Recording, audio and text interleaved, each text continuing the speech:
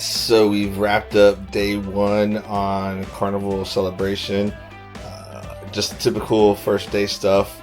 We did get, our check-in time was 1:30. We showed up at about 11:30 and we did get in. They're just like, screw it, everybody's going in, don't worry about your time. They literally have a line that's got on time, and then there's a line that with a sign that says early and late. So I was like, all right, well, I'll play this game. So we got in on the early side, got through security and everything, probably like within 10 minutes, maybe less. It was a really quick process, probably the fastest cruise process I've been on. So check a plus for Carnival on that one. We had teppanyaki for dinner tonight, and it was a pretty good show, pretty good food. And then we went to the comedy club in the grand ballroom that they have, the theater. Percy Cruise 2. That dude's hilarious. I had everybody cutting up. And then we hung out at the solarium, or what do they call it? Sanctuary? What do they call it? Sanctuary. So we hung out there for a little bit and got some pizza.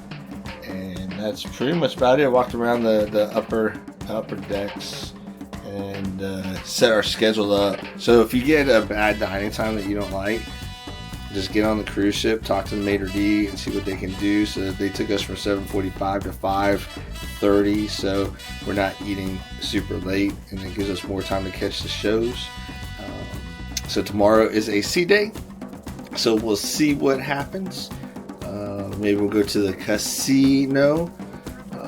We'll see what we can do to stay busy and walk around the ship.